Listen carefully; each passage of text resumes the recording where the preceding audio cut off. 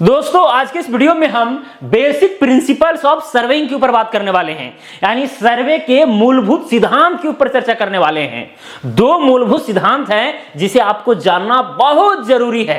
इसे जाने बिना अगर आप सर्वे का काम कर रहे हैं, अमीन का काम कर रहे हैं, तो आप ये समझ लें कि बिना तैरना सीखे हुए आप जो है तालाब में डुबकी लगा रहे हैं, नदी में डुबकी लगा रहे हैं। ठीक है, और वो कितना घातक होगा आप खुद समझ सकते हैं। तो दोस्तों आज मैं जो है दोनों प्रिंसिपल को बारीकी से बताऊंगा और हमेशा नापी के दौरान, सर्वे के दौरान प्रिंसिपल को ध्यान में रखना है और काम करना है, ताकि आपका एक्यूरेसी जो है ज्यादा से ज्यादा आवे। नहीं तो भाई एक्यूरेसी में बहुत कमी आएगा अगर आप सिद्धांत के उलट काम करेंगे। तो चलिए शुरू करते हैं इस वीडियो को बिना टाइम वेस्ट किए। तो दोस्तों पहला मूलभूत सिद्धांत है इसका working from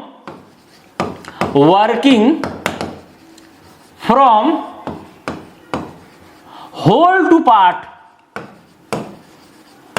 whole to part. अगर इसको हिंदी में देखा जाए तो संपूर्ण से भाग की ओर। जैसे दोस्तों अगर किसी मौजा का, किसी गांव का हमें सर्वे करना है तो क्या करते हैं कि भाई सबसे पहले हम बाउंड्री को फिक्स करते हैं। उस गांव का जो है, उस मौजा का जो सरहद है उसको पहले जो है फिक्स किया जाता है और उसमें हम लोग मेजर कंट्रोल पॉइंट स्टैब्लिश करते हैं। जैसे आपका 3 सीमानी हो गया, बम्बा हो गया, 4 सीमानी पत्थर हो गया। ठीक है, बम्बा 3 सीमानी पत्थर, 3 सीमानी पत्थर, बम्बा, ये सब क्या हो गए मेजर कंट्रोल पॉइंट। लिख देता हूं मेजर कंट्रोल पॉइंट। अब हालांकि इसका नाम जो है, अब ये जो कैडेस्ट्रल सर्वे है, रिजनल सर्वे है, उसके अंतर्गत 3 सीमानी पत्थर कहा जाता है, बम्बा कहा जाता है, 4 सीमानी पत्थर कहा जाता है, वो अलग बात है। लेकिन अगर हम बेसिकली देखें तो क्या है, मेजर कंट्रोल पॉइंट है, मेन कंट्रोल पॉइंट, बहुत बड़े कंट्रोल पॉइंट है और इसे वेरी प्रिसाइजली जो है मेजर किया जाता है, लोकेट किया जाता है।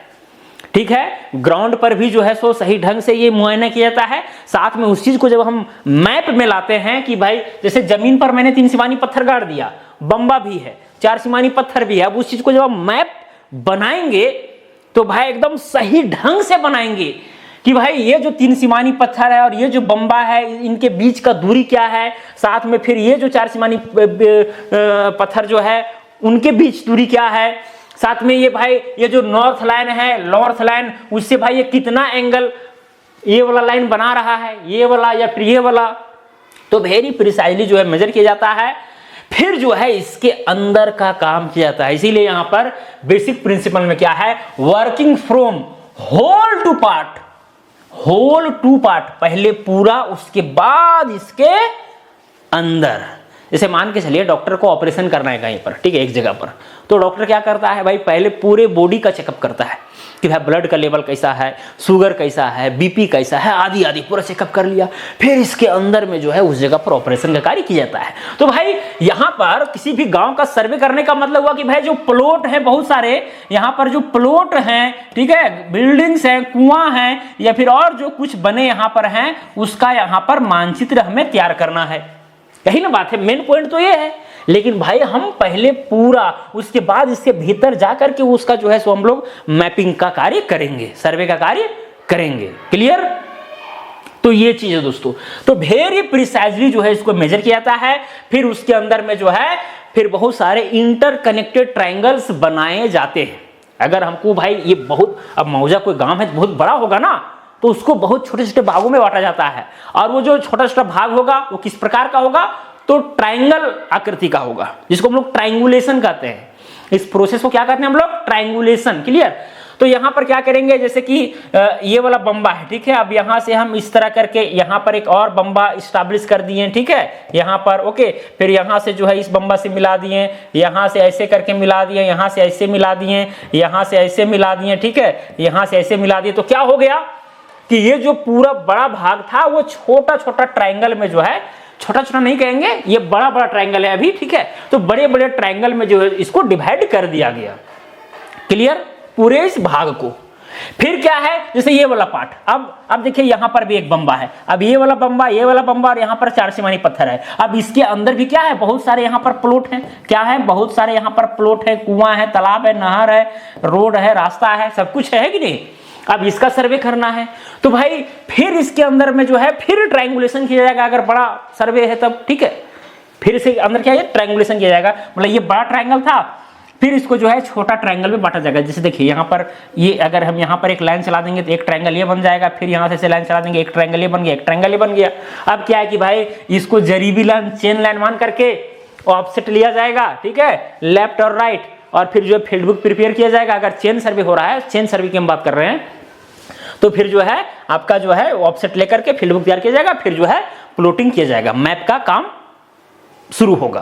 क्लियर। फिर हर लाइन का जो है चेन लाइन मान करके ऑफसेट ले लेकर के जो है फील्ड बुक तैयार किया जाएगा, और फिर जो है बारी बारी से नक्शा बनाने का काम शुरू होगा। क्लियर। तो इस तरह से जो है सर्वे का काम होता है भाई, पहले पूरा, उसके बाद फिर उसके अंदर में डिटेलिंग का कार्य करते हैं। ऐसा नहीं है कि भाई किसी मौजा में हमें सर्वे करना है, चलिए भाई ये मुखिया जी का प्लॉट है, अब यहीं से शुरू करते हैं, ये नापते नापते नापते नापते बाहर जाएंगे, इधर जाएंगे, फिर इस डायरेक्शन में जाएंगे, इस डायरेक्शन में जाएंगे। अरे भाई कहीं छोटा से अगर शुरू करेंगे तो चारों तरफ फैलेंगे ना। अब जैसे से जाइएगा तो भाई ये जो एरर है, जो त्रुटियां होंगी कहीं पर, तो वो एक्यूमुलेट हो जाएगा, यानी जमा होते होते ये लास्ट तक आपको ज्यादा एरर मिलेगा, और उस एरर को आप यहां पर आकर के आप कहां उसको छिपाएंगे भाई, कहां छिपाएंगे, ठीक है, मुश्किल हो जाएगा। तो एक्यूरेसी में बहुत कमी आएगा। और इस तरह से बाहर से अगर अंदर करते हैं तो क्या होगा, आपका काम बहुत आसान होगा, और इसी तरह से करना भी चाहिए। ओके, समझ में आ रहा है, ठीक है। इस पर जितना हम चर्चा करेंगे भाई उतना कम है, बहुत कुछ है इसमें। अब यहाँ पर चेन सर्वे के माध्यम समझाएं, और भी प्लेन टेबल हो, प्रिज्मेटिक कंपास हो, ठीक है, या और भी सर्वे का जो यंत्र है, ठीक है, उसके अगर हम परिप्रेक्ष्य में बात करेंगे तो और भी वीडियो जो है सो लंबा होगा।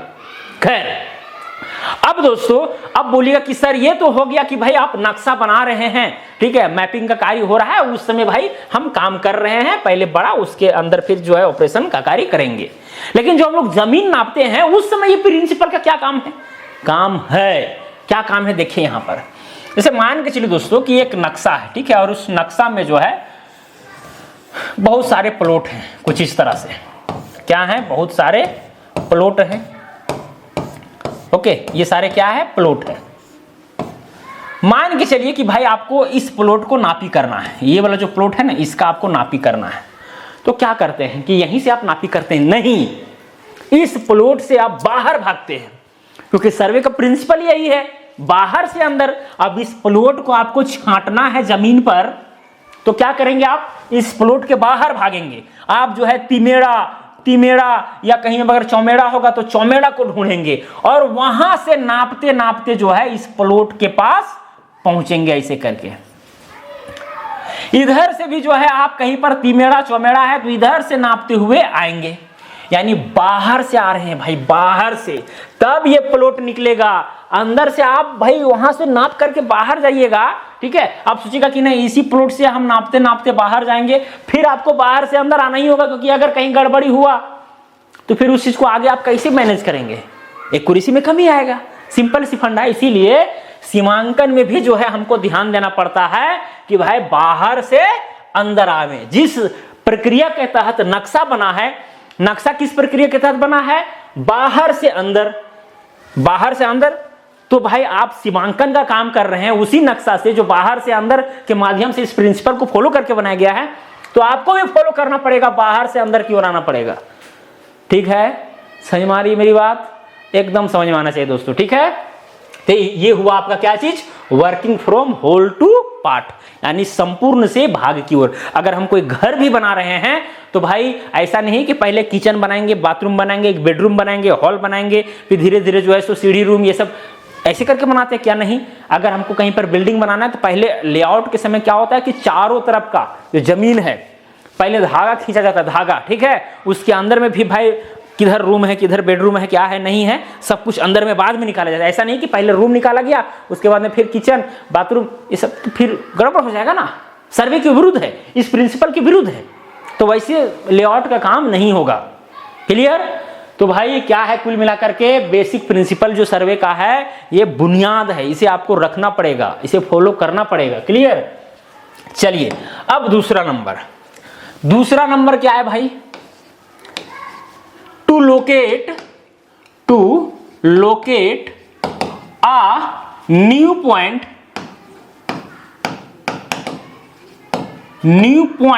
ठीक है, बाय टेकिंग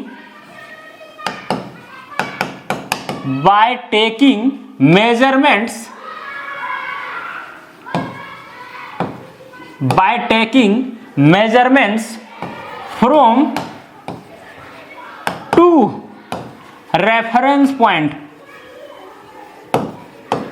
reference points। दूसरा सिद्धांत ये कहता है कि अगर आपको जो है किसी एक नया पॉइंट को एस्टैब्लिश करना चाहे ग्राउंड पर या फिर मैप पर, तो भाई इसके लिए जो है कम से कम एटलीस्ट यहां पर लिख देते हैं, ठीक है, यहां पर जो है एक वर्ड लेते हैं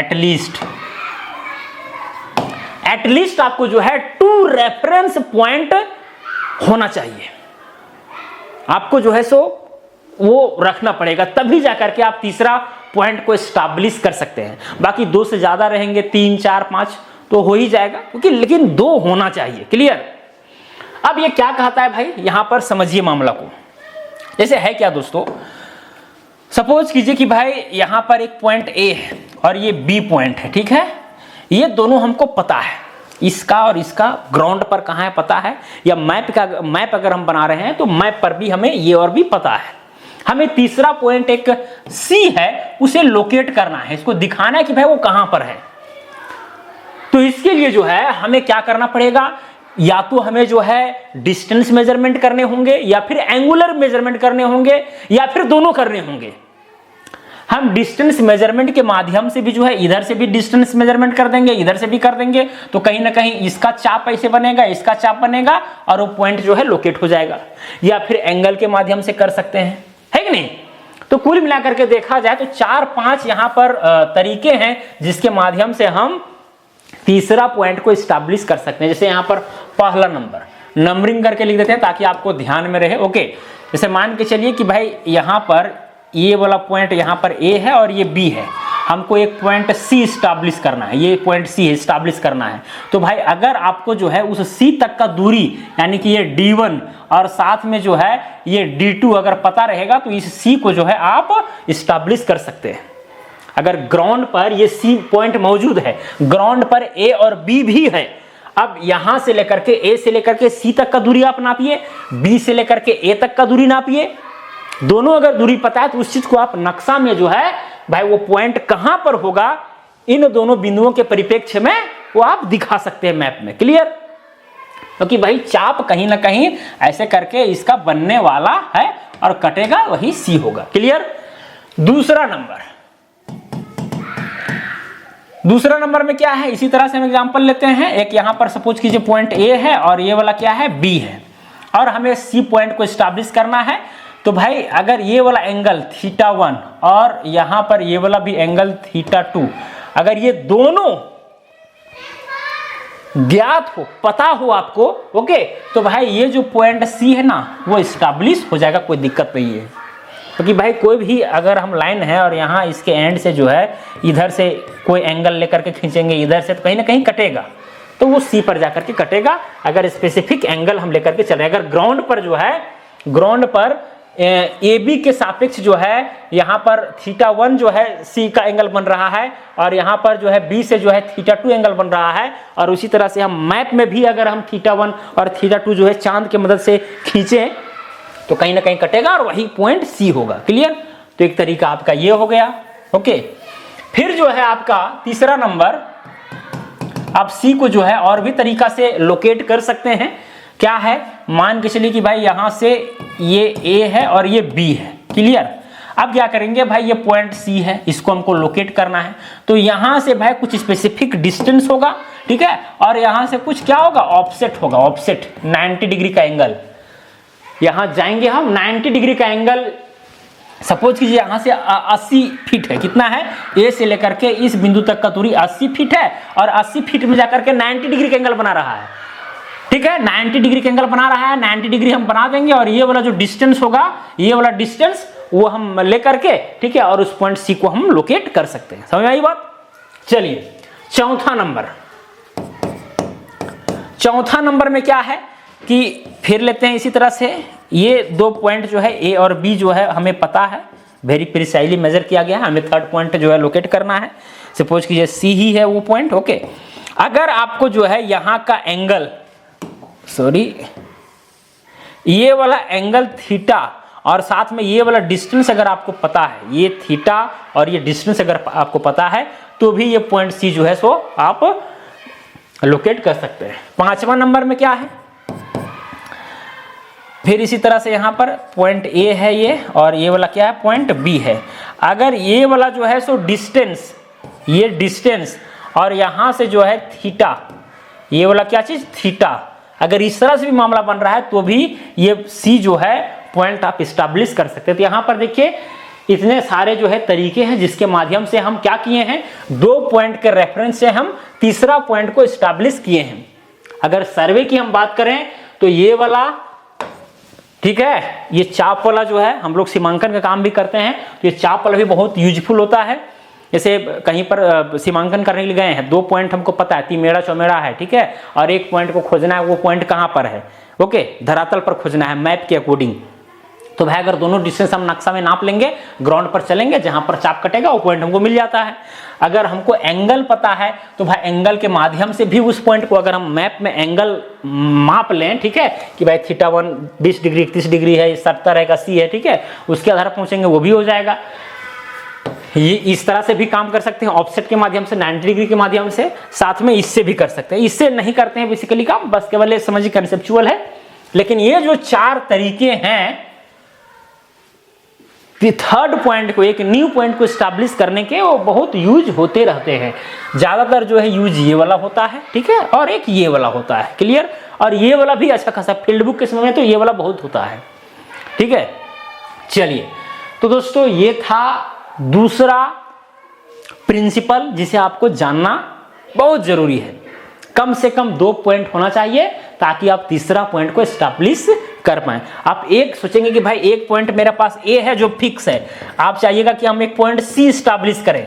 तो अब ये दूरी आपको पता है कि भाई 120 मीटर है, तो भाई ये जो 120 मीटर है वो 120 मीटर इधर भी तो हो सकता है, ये सी पॉइंट इधर भी तो हो सकता है, ये सी पॉइंट इधर भी तो हो सकता है, सबका दूरी 120 मीटर है, ठीक है, तो गड़बड़ न हो जाएगा। इसीलिए 2 पॉइंट अगर रहेगा, जैसे यहां पर अगर बी रहेगा, ठीक है, ये ए है और ये बी है, यहां से बोला जाएगा कि 120 मीटर और यहां से बोला जाएगा 180 मीटर, तब जाकर के भाई 180 मीटर चलेंगे इधर और 120 मीटर जहां जाकर के मिलेगा, तब जाकर के हम मानेंगे कि हाँ भाई वो सी पॉइंट है, ओके। क्योंकि अगर हम, आप सोचिएगा कि ये वाला 120 ये वाला भी हो जाएगा, लेकिन नहीं भाई, जब यहाँ हम 180 ये मांग रहा है तो 180 ये नहीं जाएगा, ये 250-300 पार हो गया तो कहानी खत्म ना हो गया, तो कहीं ना कहीं ये वाला होगा। तो इसीलिए जो है 2 पॉइंट कम से कम जो है यहाँ पर जरूरी होता है किसी एक नए पॉइंट को स्टैब्लिश करने के लिए, यानी कुल मिलाकर कहिए नया मुस्तकिल बनाने के लिए। नापी अगर अमीन का काम आप करते हैं तो नया मुस्तकिल अगर बनाना है तो 2 मुस्तकिल की हेल्प से आप तीसरा मुस्तकिल कायम कर सकते हैं, कुछ इसी तरह से, क्लियर। तो मुझे उम्मीद है दोस्तों कि दोनों प्रिंसिपल को आप सही ढंग से समझ गए होंगे और नापी करते समय हमेशा जो है दोनों प्रिंसिपल को ध्यान में रखेंगे, ठीक है, और इसके महत्व को भी आप जरूर समझे होंगे, कितना महत्व है। इसके बिना भाई आप काम करेंगे तो गड़बड़ होना तो खैर तय है, बहुत गड़बड़ होगा, ठीक है। और ये दोनों प्रिंसिपल को ध्यान रखेंगे तो एक्यूरेसी क्या आएगा, हाई आएगा, ठीक है। चलिए, अगर कुछ और कंफ्यूजन है आपका तो आप कमेंट करके हमें बता सकते हैं, मैं कंफ्यूजन दूर करने का प्रयास करूंगा। तो चलिए आज के लिए इतना, हम मिलेंगे अगला वीडियो में। जय हिंद, जय भारत।